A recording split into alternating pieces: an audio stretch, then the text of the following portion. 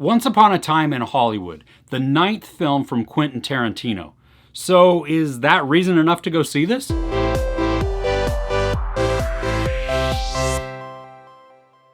Leonardo DiCaprio, Brad Pitt, and Margot Robbie star in this 1969 Hollywood epic. DiCaprio plays Rick Dalton, who is a fading TV and movie star who's just struggling with his own obsolescence.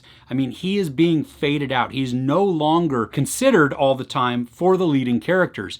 And as an audience, we get to go along this journey with him. And there are points and times where it is just hurts our heart because we see him as he's telling something, or as he's relaying something, or as he is coming to the realization and voicing it out loud, and it's really sinking in of everything that's going on in his life.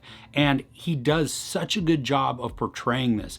I mean, he really crafted a well-made character, and just it's so round, so well formed and well shaped that, I mean, you can't help but be drawn into him. Brad Pitt is Cliff Booth, who is Rick's stunt double and also his best friend. Pitt steals the show in this, even though we don't know a whole lot about him. I mean, the character is unassuming and humble, and yet really deep and really caring, and he's just an awesome all-around good guy. If you saw any of the trailers, you know that Margot Robbie portrays Sharon Tate, and she does awesome in this as well, but she doesn't have a ton of speaking lines.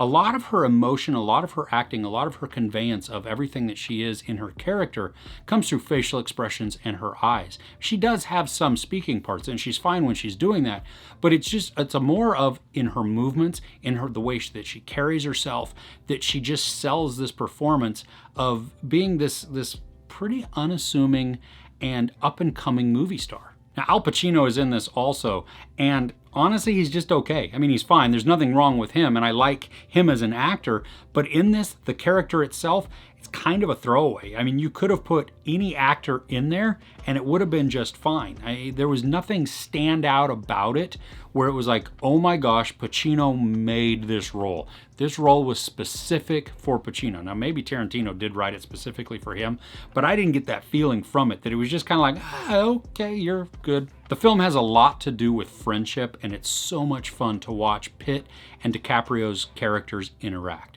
I mean, they are so strong together, and you really get to see their bond and their friendship and just the full aspect of it, because it's not just one-sided, but you get to see the evolution of it and also just how well they work together and how good of friends they truly are. The runtime in this is 2 hours and 41 minutes.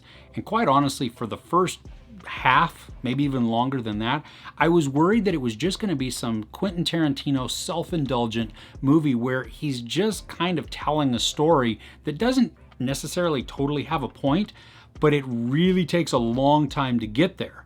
But in true Tarantino fashion, everything is connected. It may not be all linear, but he knows what he's doing. I mean, he is an awesome director, and he is a wonderful storyteller. And so what he's doing is building this world for us. And while it does take a while through character development throughout most of the, I don't know, maybe the first 2/3 of the film, at least more than the first half of the film, it pays off. We get a great payoff by the end. And so it is worth sitting through some of the slowness so that we do get this huge depth of characters, and we get to also just grow with them, and we get really invested with them. And again, it's fun because not everything is just A to B to C. Sometimes it's A to C to B, and then OD is happening also at this exact same time. And I love it when he does things like that. There is something that I found kind of odd or a bit out of place, and that was the use of narration. That in this, there was a tiny blip, little bit of narration towards the beginning of the film, and then it disappeared until right towards the end, and then there was a little bit of narration. And it felt out of place in that because it wasn't sprinkled throughout, and it was like, kind of caught me off guard. I don't mind the use of a narrator, and I think sometimes that can be a really good device. But in this, because it happened so just minutely at the beginning, and then we go really long amount of time, and then to have some at the end, it just was like, oh wait, no, that's kind of weird. But all that to say, it didn't hamper my enjoyment of the film. I mean, even though I did think it was a little odd, I still enjoyed it, and it didn't keep me from going, oh, well, that ruined the movie, screw this. There's also a great cast of supporting characters, and they do such a phenomenal job, because what they do is they build the rest of the world around Pitt, DiCaprio, and Robbie.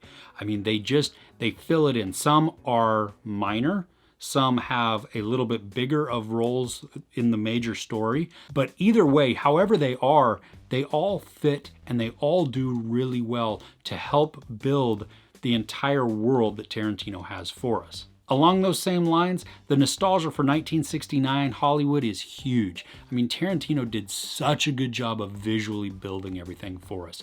I mean, the cars, the facades of the building, everything, even kind of the film grain and the look to a lot of it, did feel like the late 60s, early 70s Hollywood. It all fit, it all felt natural, and then you combine that with an amazing soundtrack too, and it just completes everything. If you're a Tarantino fan, chances are it doesn't matter what any critic is going to say about this film, you are going to be there.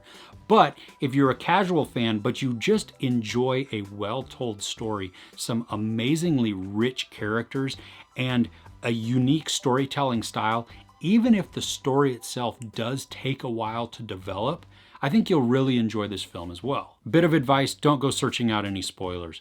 Experience it just raw as Tarantino wants you to. Let him present the story to you, you experience it, and enjoy it that way. Because I think had it been spoiled for me, it would have changed the outcome. It would have really changed the way that I felt about the movie. There's a mid-credits kind of cutscene a little bit. It's not pertinent to the whole film, but it is kind of fun to watch. There's no sex or nudity, but there is a lot of profanity and some brutal violence. I give Once Upon a Time in Hollywood 4.5 out of 5 couches. What is your favorite Tarantino film? Let me know in the comments below. If you enjoyed this review, please give it a like. Also, don't forget to share and subscribe. I'm Chris. This is Movies and Munchies. Thanks for catching with me.